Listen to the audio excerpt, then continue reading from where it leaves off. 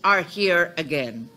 Ang pinaghirapan linisin ni Presidente Duterte, linamon at linaklak na ng mga buwayang walang kabusugan.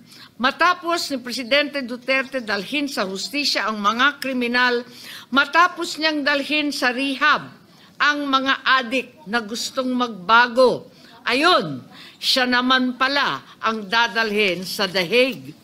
Fortunately, the country has had help in the war against drugs, namely the 2011 Letter of Agreement or LOA on narcotics control and law enforcement between the U.S. and the Philippines.